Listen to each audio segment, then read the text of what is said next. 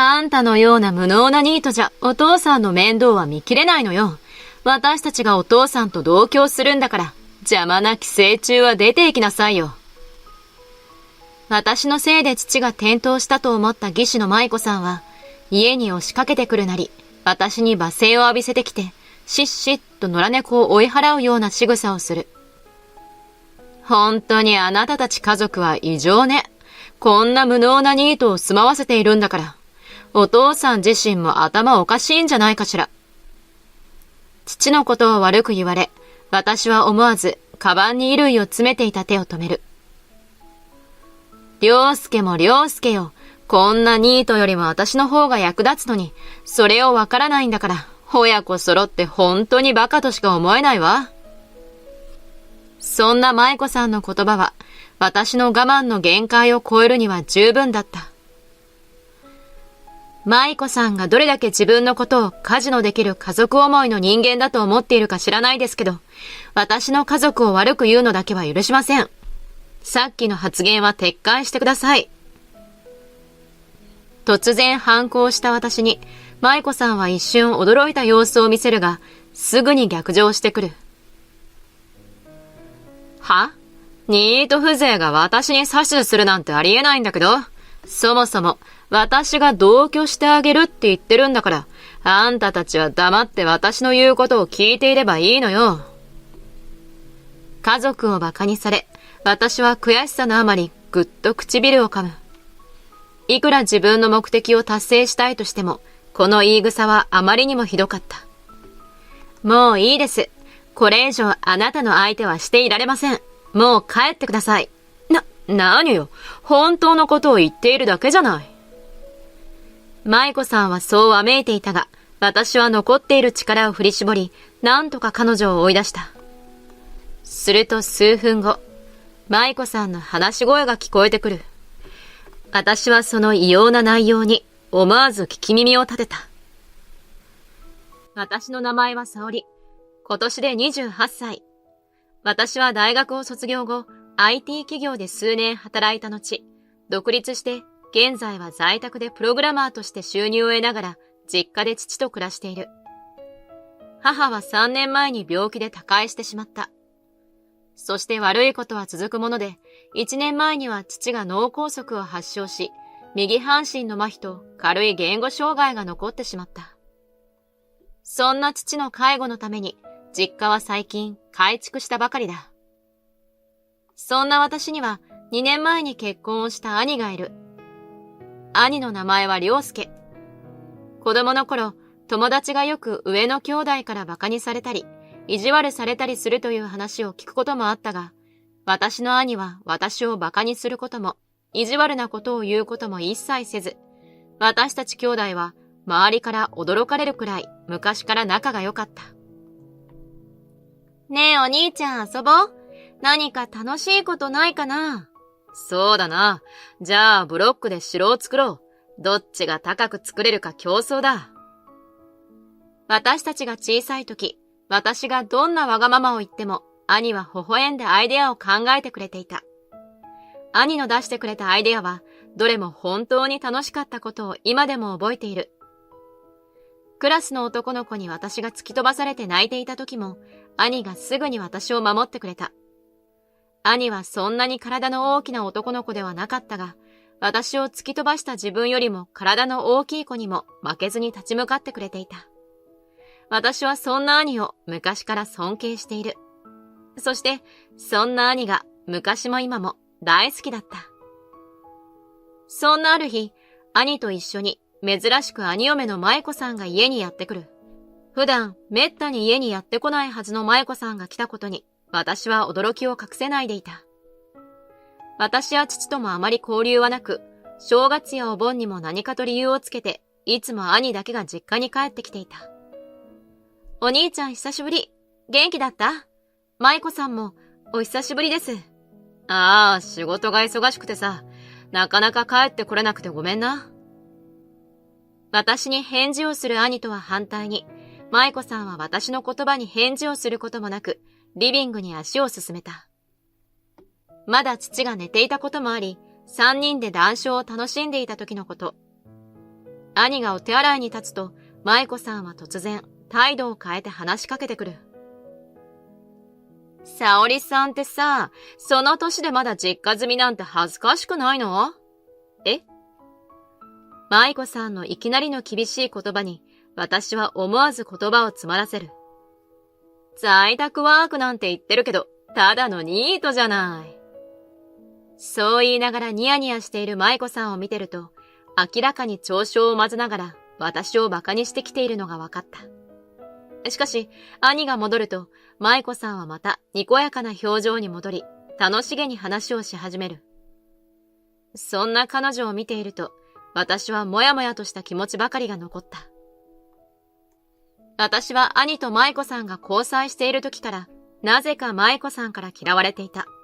しかし、舞子さんと対立することで、兄に迷惑をかけまいと思い、舞子さんのことは自分の中に留めておくことにしていた。数十分後、父が起きてきたため、夕食をみんなで食べながら談笑していると、舞子さんがある話を持ちかける。私と良介からある提案があるので、ちょっと聞いてほしいんです。提案？舞子さんのかしこまった様子に、私も父も彼女の言葉に耳を傾ける。私と良介はこちらの家に引っ越そうと思っています。父が驚いて舞子さんを見るが、舞子さんはそんな父を気にすることなく話を続ける。お父さんも介護が必要で大変ですよね。だから長男夫婦である私たちが一緒に同居してあげようと思っているんです。そう言い、息巻く舞子さん。舞子の言うように、俺も父さんのことが心配だったんだ。この家のことを沙織に任せっきりなのも申し訳ないしな。兄も舞子さんの話に同調するように話を進める。私は何も言えず、父の方に目線を向ける。しばらくその場が沈黙した後、父が静かに顔を上げ、口を開いた。そうだな。二人の気持ちはとてもありがたいが、沙織もよくやってくれていて、俺は今の生活に不満はないんだよ。父は同居にあまり乗り気ではないようで、兄夫婦に気を使いながらも自分の気持ちを吐露していた。それよりも、俺のせいで舞子さんや良介の貴重な結婚生活を邪魔するわけにはいかないだろう。それに、沙織自身も俺のことが重荷に感じてくるようだったら、施設にでも入ろうと思っているんだ。重荷だなんて思うはずないじゃない。自分を卑下する父の言葉を聞いた私は、はっきりと否定する。その代わりに、こうして顔を見せに来てくれると嬉しいよ。わかった。でも何か困っていることがあったら、遠慮なく言ってくれ。沙織もだぞ。うん。お兄ちゃんありがとう。私がそう言うと、兄は安心したような表情を見せてくる。しかし、兄とは反対に、舞子さんはあからさまにふてくされているようだった。その日以降、舞子さんは何度も連絡してくるようになる。沙織さん、今日の夕飯は何なの？カレーライスですけど。え？それだけ？それならサラダとか持っていくわね。お父さんにもしっかり栄養とってほしいから。舞子さんはそう言っては、よく自分が作ったおかずを持ってきている。お父さん、私たちと同居した方がいいですよね。こんな栄養の偏った料理じゃ良くなるものもなりませんよ。私に何度も電話をかけてきたり、一人で家にやってきては、父に同居アピールをする。沙織さん、あなたもいい歳なんだから、もうちょっと考えた方がいいんじゃないの？え？何のことですか？私みたいにいい人を捕まえなさいよ。それが難しいなら、実家を出て社会に貢献でもしたら？舞子さんは、私が実家に帰省していると思い込んでいるようだ。舞子さんは次第に、兄がいる前でも私を罵倒するようになっていく。いい年して仕事をしていない上に、家事もまともにできないなんて恥ずかしくないの？舞子、何言ってるんだ。沙織は仕事をしていないわけじゃなくて、在宅で働くようになっただけだって言ったろ？私が黙っていると、横で聞いていた兄は助け舟を出してくれる。あら？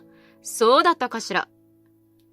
兄の前ではあっさりと引いてみせるものの、舞子さんは私と二人になるたびに、私のことを馬鹿にするような発言をしてきた。そんなある日のこと、父が自宅で移動中、不意に転倒をしてしまい、病院へ担ぎ込まれる。怪我自体は大したことに至らず安心したが、念のために検査入院をすることになった。私はとりあえず兄にメッセージを残し、父の荷物を取りに実家に戻った。すると、我が家に帰っている間に、舞子さんが再び家に現れた。ちょっと沙織さん、窓が開いているんだからいるんでしょ？居留守使っても無駄よ。相手にするのが面倒だった私は居留守を使ったが、窓を開けてしまっていたため、それもバレてしまう。返事がないなら入るわね。舞子さんは何ら躊躇もせず、玄関を開けて家の中に入ってくる。ちょっと舞子さん、勝手に入ってこないでください。お父さんが転倒したって聞いたから来たんだけど、あなたじゃあちゃんとお父さんのことを見れていないようじゃない？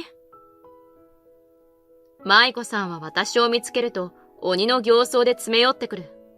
それはすみません。でも今、舞子さんと話をしている余裕はないんです。あまりの剣幕に私はただただ謝罪するしかなかったが、それでも舞子さんはいつものように悪態をつき、準備する私を邪魔してくる。それでも父のことが心配だった私は、手を止めることなく父の入院の準備をする。あなたのような無能なニートじゃ、お父さんの面倒は見きれないのよ。私たちがお父さんと同居するんだから、邪魔な寄生虫は出て行きなさいよ。舞子さんはこちらに向かって、しっしっと野良猫を追い払うような仕草をする。本当にあなたたち家族は異常ね。こんな無能なニートを住まわせているんだから、お父さん自身も頭おかしいんじゃないかしら。父のことを悪く言われ、私は思わず、カバンに衣類を詰めていた手を止める。良介も良介よ。こんなニートよりも私の方が役立つのに、それをわからないんだから。親子揃って本当にバカとしか思えないわ。そんな舞子さんの言葉は、私の我慢の限界を超えるには十分だった。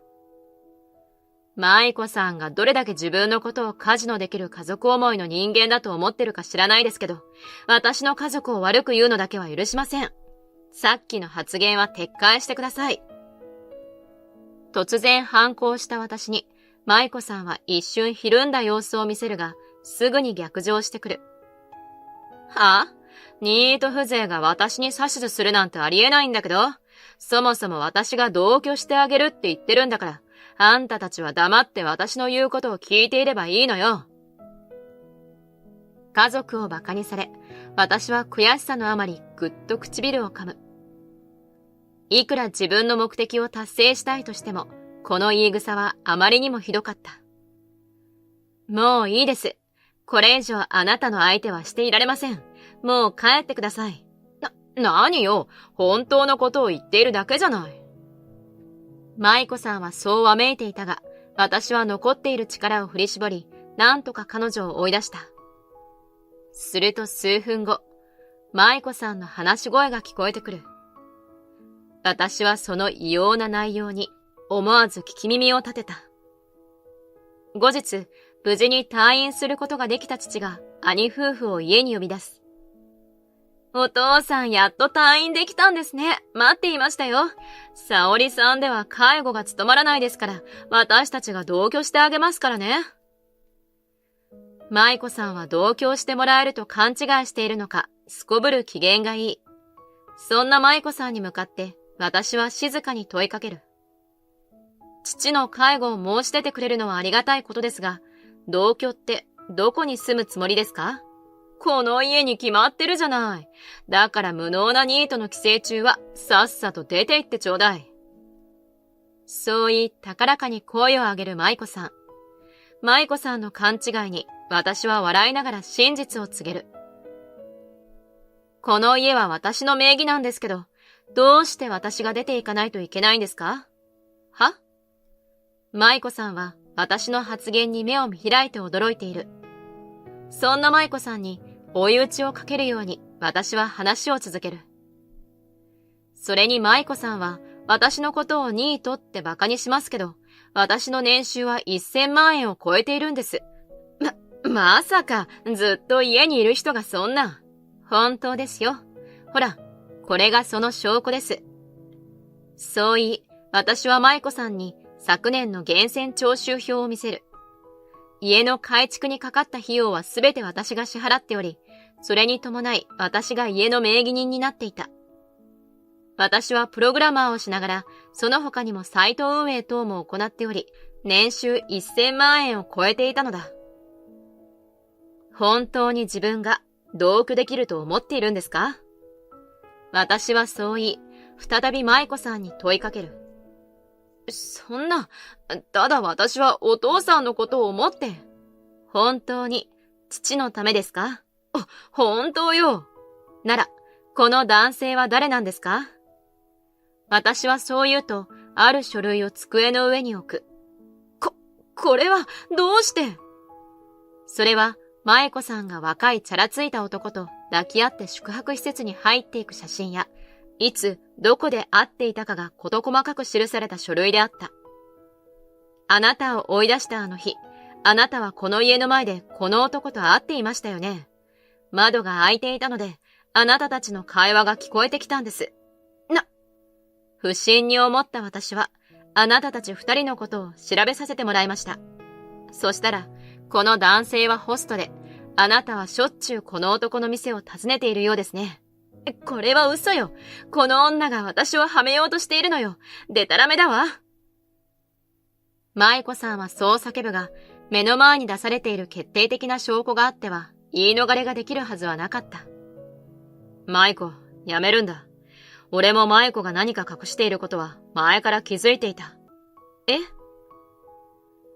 更新所に素行調査を依頼したのも、兄が以前から舞子さんの浮気には薄々感づいていたからだった。調査の結果、さらに舞子さんが多額の借金をしてまで若いホストに貢いでいることが発覚した。その話をするために舞子さんを家に呼んだのだった。舞子さんは生活費を少しでも浮かせるために実家を乗っ取ろうと画策していたのだろう。また、父の遺産を長男である兄のものにして自分の借金の返済に充てたかったのかもしれない。そのためには実家に居座っている私が邪魔だったことは容易に考えつく。何よ、私は悪くないわ。だいたい構ってくれない良介が悪いのよ。私の気持ちも知らないで、私を責めないでよ。反省するどころか、自分の浮気を兄のせいにする舞子さんには呆れて何も言えなくなる。舞子、いい加減にしろ。何よ、別にいいじゃない。こんなのただの遊びだったんだから。開き直り、全く反省する様子のない舞子さんに、私は諭すように問いかける。今日父がどうして舞子さんを呼んだのかわかりますか？わからないわ。どうせ私の浮気をばらすために呼んだんでしょ？さすが暇なのね。でもいいの？私と離婚したら後継ぎがいなくなっちゃうわよ。私が結婚していないから自分が離婚すれば父に孫の顔を見せることができないと舞子さんは高をくくっている。父と兄は舞子さんが誠心誠意謝罪をすれば今回の過ちは許し、もう一度家族として受け入れようとしていました。私は兄を裏切ったあなたを許したくはなかったけど、二人は許そうとしていたんです。舞子さんのことが発覚したとき、一度父と兄の三人で話し合った。舞子さんが少しでも父の介護のことを思っているのであれば、今回のことは水に流そうと、そういう話に至った。しかし、舞子さんは、そんな父と兄の気持ちを裏切った。そんなことを。舞子さんが自分のしてしまった過ちに気づいた時にはもう遅い。兄の決心は決まっていた。舞子、もう限界だ。俺だけではなく、俺の大事な家族まで傷つけられて、俺はもう舞子とやっていくつもりはない。離婚しよう。兄の決意を目の当たりにし、事の重大さを理解した舞子さんは、慌てて兄と私にすがり始める。いや、私が悪かった。反省するから。沙織さんとも、これからはみんなで仲良く住めばいいじゃない。私は兄や父を傷つける人なんて、絶対に許すことはできません。私は舞子さんに冷たい視線を向け、叱り飛ばした。そんな、お願い許して、もう一度チャンスをちょうだい。そう舞子さんが私にすがってきた時だった。もういい。出て行ってくれ。兄のその一言は、舞子さんを家から追い出すには十分だった。舞子さんは、悔しさに頭をかきむしりながら、とぼとぼとその場を後にする。ようやく家の中に静寂が訪れる。私は気が抜けて、へなへなとその場に座り込んだ。すると、兄が私の横にやってくる。こんなことに沙織を巻き込んじゃってごめん。いろいろと見せたくないものも見せちゃって。お兄ちゃんのせいじゃないよ。それに、私お兄ちゃんのためなら何だってするよ。良介、沙織。最後までよく頑張ったな。本当にお疲れ様。お父さん。ああ、やっと言えた。兄のその一言で、私たち三人はその場で微笑み合うのだった。その後、無事に離婚することができた兄は、正式に慰謝料を請求し、舞子さんは優雅な専業主婦から一変、慰謝料や浮気相手に貢ぐために借りてしまった借金の返済に追われる羽目になる。お金がないと知った浮気相手も早々に逃げて行き、舞子さんは一人寂しく暮らすことになった。一方、私は兄と父親と暮らすことになった。お父さん、お兄ちゃん、ご飯できたよ。私は縁側で将棋をしている二人を呼んで夕飯の盛り付けをする。食卓にやってきた二人の笑顔を見て、私はこれからも二人を守っていこうと心に誓うのだった。